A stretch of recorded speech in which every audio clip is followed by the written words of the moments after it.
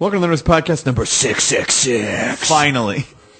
I've been waiting so long. Are you going to throw up the horns? Well, yeah.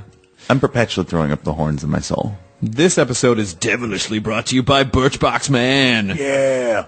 You don't have to be Steve McQueen or even Mephistopheles to look good when you leave the house. Some pomade and a pocket square go a lot further than you think, Kyle. Oh, yeah. But it's difficult to find these things because you don't have a lot of time to devote to going out to department stores and figuring out what looks good. And I hate weird. walking to a department store and going, where's the pocket squares? Where are they? And which one? And do I have a pocket to Wait, put there's them more in? than one? And then I'm in over my head. Is there a website that can help me? Birchbox Man! Yeah! All right. They're not just going to send you a box of swag. They're going to send a lineup of grooming and style picks that are tailored to suit your specific profile. All right? You want some kind of woodsy beard oil because you're some kind of urban lumberjack? Great. You want that pocket square Kyle was just prattling on about a second ago? Every delivery is personalized according to what you need, whether it's you're a gentleman athlete or a tech aficionado. No more duds or unpleasant surprises, all right? If you like what you get, and you will, then you can buy a full-size version in the Birchbox shop with perks like free shipping just to sweeten the pot. For $20 a month, subscribers receive a monthly box of gear and grooming upgrades, all tailored to suit their personal style. The May box is a comeback story, so there's warm weather upgrades to help you emerge from your long hibernation, Kyle. I'm awake now. Well, we're in California, Southern California, so we don't... we have bears here, and I can try to emulate their lifestyle. I'm an otter. You sure are. That's what I was told. Head over to Birchbox.com and use the promo code Nerdist to get 100 Birchbox points with the purchase of your subscription. That is $10 to spend toward your new favorite products. Thank you to Birchbox for sponsoring this episode of the Nerdist Podcast. We're doing the Fun Comfortable Tour is this weekend in Columbus, Ohio, and Atlanta, Georgia. Ooh. If you go to funcomfortabletour.com, I believe there are some still tickets left for the late shows. April Richardson and myself will be there. Then the following weekend, Boston at the Wilbur Theater, and then New York at the Best Buy. There's just, I think, 2 shows in each city and a handful of tickets for those, too. So go to funcomfortabletour.com and join us out there. Maybe we'll find a donut shop and do a meet and greet after the show. Kyle, what do you got on the corkboard? Well, I'm not sure you remember that 5-year anniversary party we had? You remember Hetty Irene, the girl who did the Night of Living Dead script? I do, and I said you should do that here at Meltdown. That shit is happening. What? Yeah, it's on Thursday, April 23rd, 7 p.m. Her dreams are coming true. They're doing a table read for it at the theater. It's going to be amazing. I'm very excited. I think I'm going to go. We watched it unfold before our very eyes. Watching Nerdist people rise into the doing stuff. All right, good. It's good words together put. Katie, you. So today, Wednesday the 22nd, the Chewin' It guys, along with the rest of the Broken Lizard crew, and Kevin Pereira are doing a Twitch channel mashup. They're going to do a big telethon from 3 p.m. to 9 p.m. to help raise money for Super Troopers 2. So you can watch it by going to twitch.tv/theattack. They're going to have musicians. They're going to be talking. They're going to... I bet they talk about dicks. shit. I like those guys and that Kevin Pereira. Yeah, Kevin Pereira's a good egg. Kevin's a good dude. You know, I had a group of people over to my house for dinner. Rather than having like a giant party, once the house had all the furniture in it, I was like, I'm just going to have small groups of 6 to 8 people over, and we'll have dinners, and then it'll be... Because I don't want to be this guy that's like, please don't put that on that table. Like, I don't want to be that guy. And so, the environment's a little... And you can talk to everyone. At a big party, you don't get to talk to everybody. So I had Kevin and Bria over, and Jessica Chobot, and Blair Herder, and Allison Hayslip, and so we had this nice... group together. Of the dinner party. And here's the kind of guy Kevin Pereira is. I get a handwritten thank you note in the mail. Who does he is people with class. Was it written in cursive? It was written in cursive. Oh my God. That Kevin Pereira is a quality He's a man. Gentleman. He is a gentleman. So thank you, Kev, for the. It's just really nice to see everyone kind of going off and doing their own stuff. But he anchored that attack of the show for forever. And I hope people appreciate he him will for that. Always have a special place in my heart because the first time we met, he was like, "Do you want to see a bunch of pictures of dicks docking?" And that's what we just did, sitting in a green room for like 10 minutes, just scrolling through dicks, going into other dicks. Do you want me to show you a picture of Dawkins' dick? Yeah, all the members of Dawkins. Yeah, it's 666 episode. They're into the fire. 666. Hail Satan. This episode of the Nerdist podcast is Eliza Coupe, who is so fucking funny. I didn't really know her that. I mean, I'm sure I say this on the podcast, but I didn't know her that well. And she came on at midnight and crushed it. And like when you meet people right away that got the comedy goods, it's like, oh yeah, you're funny. You're funny as shit. I want you to work more so I can watch you be funny in more things. And really, really a great guest because as you see the episode unfold, she just is very honest and very cool about things that she's struggling with and, things that she's overcome and then just general talks about comedy. So I greatly enjoyed her as a guest and I hope that she and I become better friends, cause I like her a lot. She's in a movie called The Last Time You Had Fun with Eliza, Mary Elizabeth Ellis, Dimitri Martin, Charlene Yee, and more. It's available on demand now at thelastttimeyouhadfun.com. And again, this episode was brought to you by Birchbox Man. Go to Birchbox.com and use the promo code Nerdist to get 100 Birchbox points with the purchase of your subscription. $10 to spend toward your new favorite products. But right now, the Nerdist podcast number 666. Yeah. You didn't do it, Katie. Let's do it again. All right. Nerdist podcast number 666 with Eliza Coupe. Katie's got a nice devil voice. Yeah, you do have a good devil voice. You should be a Satanist. Now entering Nerdist.com.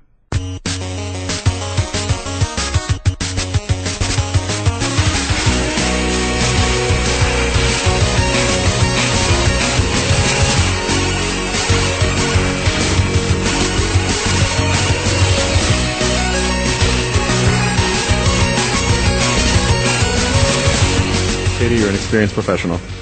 I want to applaud your commitment to professionalism, and I want to thank you on behalf of Eliza. No more questions. Right. I don't know why I was just it was good. felt like your attorney for a second. Thank you so much. Sure. I appreciate it.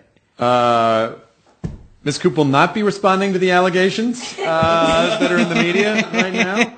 So if you have any questions about any of her projects or what type of pets she likes, I'm sorry, that actually pertains to the allegations. Forget that. No questions. Will you be doing any projects based on the allegations? Shit! Wow. It's a loophole. It is. You have to answer it. Yeah, you're going to have to answer that. You didn't even have a microphone for that. Sounds like I'm from the crowd. Just pretend. Just speak into this cord. There we go. Jack yourself into the Matrix. I'm very self-conscious about how much TV makeup I have on. I don't want to comment on it because I'm self-conscious for you. Oh, okay. Now I'm extra self-conscious. You don't even look like you're wearing any. I can can just look feel like it. you have perfect skin. I mean, that's what I have. I mean, obviously. I have perfect skin. It's perfect alabaster. It doesn't, there are no tonal changes. Alabaster's not like the most, alabaster skin. Just get me the palest man alive. I look like the statue, the Haunted Mansion statues That's it. that follow You're making yourself so much more attractive right now. There's nothing more attractive than that. Yeah, than Haunted Mansion? Oh, that's my thing. Okay, I can't tell if you're being sarcastic or not. Really? I have a lot of friends who really like, so you probably wouldn't like my Haunted Mansion wallpaper phone case. I do like that. All right. No, I'm saying, yeah, I don't love a haunted mansion. Let's just put that out there. What's wrong with a haunted mansion? I mean, I don't like anything haunted. Okay, so I was speaking specifically about Disneyland, but you're just talking about haunted mansions in general. Yeah. Okay. Well, I grew up in New England where they're legit haunted mansions. I'm sure there are. Like everything's haunted. And when you tell your parents, they're just like, it's your imagination. You're like, it's not. There's a thing. And then they're like, you're crazy. And then there's a therapist involved. And a 6-foot-tall figure in a buckle hat was sobbing over my bed. I didn't make that up. How did you know my exact nightmare? Oh, my God. Well, we're here to reunite you with your childhood phantasm. Let's bring him out. Let's bring out John Goodwife. Oh. I don't think I said that right. No, it's right. It isn't. I meant W-Y-F-E because that's how they spell things. Congriffs. Congriffs? You know how the S in the middle of a word in old English looked like they looked like F's? Yeah. Congriffs. It's like folio text. Yeah. Like the old folio. Yeah, exactly. Yeah. So I guess ultimately, I'm curious to know what you think about early American writing structures. I think that it was a lot more.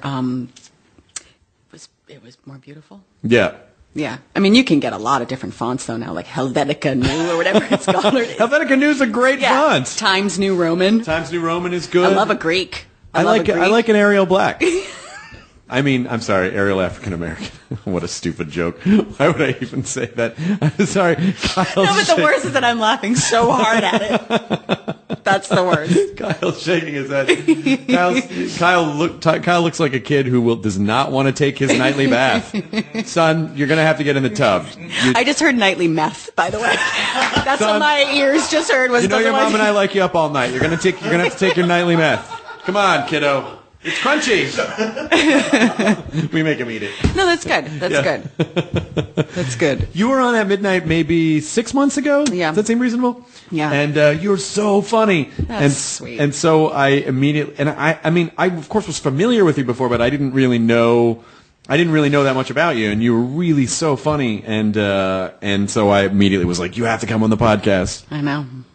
I wanted to, because I thought you were very funny, and I obviously knew who you were. I mean, who doesn't know who you are? A lot of people. I think I'm the one that people are like, Coupe? Eliza Coupe? Coupe? Coupe. It's Coupe. It's like the car. It's like when you would... No, it's like Coupe. It's like when you pay $10 at the pharmacy. I'm sorry. Why have I never used that before? I don't know. Because my name's not pronounced Coupe. It's not, yeah. But I'm going to use it anyway. But if you wanted to go with Coupe... I think you know what? I'm going to change it on IMDb. Would you? Well, to just be Coupe. You're going to spell it with a C-O-P-A-Y? dash, but with a dash. Oh, C-O-P-A-Y. Dash P-A-Y. Yeah, just change it. Yeah. You can do that in this day and age. You can. There's probably an online form somewhere where you could just change your... I'm doing it. It's probably... You know what? I'll tell you what. It's probably actually easier to change your name legally than it is to change information on IMDb. No, that's true. Because it's That's fucking gotta be hard. true. You can't change anything. I've tried to change things that are false. No, everything on my IMDb is false. Not everything. But it's like they say that I've done, like, I studied at this place. I'm like, I didn't study at that place. I took a class there, like, for a day. And to be honest, I didn't really study. I just... At all. No, At I all. showed up for class. I made a lot of wrong choices with people in the class. That's a whole other story. We don't even, why did I even Those go are there? part of the allegations that we can't talk about. You're from Hampshire? Is that right? Hampshire. Yeah. Where are you from? Tennessee. I was born in Kentucky. I grew up in Tennessee. Oh, that's what I can hear. Just like slight in your voice. What? You mean this? No. This whole thing. That's the alabaster skin. That's why you have alabaster I am skin. so white, y'all. I am like ranch dressing You white. can drop into that real quick. I can drop. You well, can drop. Yeah, get a little nasally up That's in there. good. Thank you. Attractive. Yeah, ladies. Who wants to go to a dick party? Huh? Invite only. Okay, you're all invited. Yeah, that's how I like to drop. That's a better accent than the New Hampshire accent, though. You think so? We sound wicked dumb. What is wicked stupid, wicked dumb. We're just everything with an A has an ER, so I legitimately say spatula. No, but like that sounds right to me. Come on, Eliza. That's what my family calls me. Eliza lives in California. She does yoga. She eats bananas. Really? Because I thought it was just sort of a way to get from the end of a vowel at the end of a word to a vowel at the beginning of the next word. Eliza and I are. Right. But I don't know if I would just say, "What's up, Eliza?" No, it's Eliza, and I have a cousin named Sarah and Annika. It's all that, and my dad just says it so, and everyone's just like, Eliza. I'm like, when you named me, so that's what was in your head when you named me, that was a beautiful name. Eliza. Eliza was a beautiful name to them. It is nice. It's sort of witchy. I kind of like it. It's a little witchy. It's kind of witchy. I did research that a witch was burned in Salem named Eliza. And that is who is appearing over your bed? We're really close. She's your Wiccan sister. Yeah, I mean, you kind of have to establish a good relationship if you want her to inhabit your body every once in a while, and and experience the earthly delights that you get on the she just spiritual jumps right plane. in. She just jumps right in. In and out, real quick. Yeah. So what's on? So you have a movie, but then are you still on Benched? Benched was canceled. God damn it! It's fine. It's fine. It's What? fine. I want you to say right now, use this as your platform Okay, to tell those why? executives what you really think. Because they fucked us. Yeah. Because they Really fucked hard. us. They really did. What did they do? They really did. They decided that when our show came out, they were like, USA was like, we're not going to do comedy anymore. Like the day we premiered. And everyone was like, yay, watch our show. Comedies are no longer. Yeah. Cool. Great strategy for promoting this show. So that's a good strategy. Come watch this network. This will be the last comedy you ever see on it. Yeah. Which isn't true. They still kept some comedies. It's fine. No, I think this is bullshit. It is. And we're going to go talk to the USR network. I'm trying to. You're good. Thank You're you. good. I appreciate it. You're good. What did your parents do? What do they do? Yeah. My dad does a lot of different things. Mm-hmm. He's in sales, but he was once he swept chimneys. He did Carly Simon's chimney on Beacon Hill in Boston. Really? That was a thing. That was a very short stint. And then he was also randomly he was an agent for a football player in the European League who grew up in our town. That was again a very quick thing. He was also a semi-pro hockey player. Oh, wow. I played ice hockey. I was real. You did? You played hockey? Big time. I was a captain of a boys' team. Shit. There was another girl on the team, but she looked a lot like a guy. Okay. And, So- and you were And the coach was a captain. woman, and she loved me. Uh-huh. And so she was just like, it was always like I was starting center, and I went out there, and I was the unofficial captain. Did you beat the shit out of anyone? I did. I got in one really bad fight, like really bad. He didn't know I was a girl, and then when we were facing off, he saw that I was a girl. And it was like, we were playing at Exeter, which in New Hampshire, it's like prep school. That's like big time prep school. Yeah. Yeah. So I was playing against him, and he looked at me. He's like, "You're a fucking girl." And I was like, and I was just, there was something was going on with me. It was a whole thing. I was just in a mood. And I was like, yeah. And he said something else. I don't remember what. And I just took my stick and went straight for his throat. It was not, shit. I'd seen it in a lot of Bruins games, and I was like, I could do that. Why can't I do that? So you murdered a child. I murdered him. He fought back, which was amazing. And then everyone was like, you can't hit her. She's a girl. And I was like, I was a very different person back then. I was like, you can hit me. And like we went at it for a little bit. And then I was in a penalty box. I was there for a while. Wow. Yeah, it was a lot. So your memoir is Getting Out of the Penalty Box. Yeah. The story of Eliza Coupe. Eliza Coupe. Eliza Coupe. I think I had a couple friends who went to Exeter. Two or three friends who went to Exeter. Okay. Yeah. My brothers went to prep schools. I went to a public school. Okay. I wasn't cool enough to go to it's not a soft spot. It's like I'm not sensitive to that subject anymore. Well, that's weird because I'm fine. I didn't ask, and you were just offered that information. Yeah, that you no, weren't my parents were like, Sam and Tom go to prep schools. Liza, go to the fucking scuzzy, like, regular school.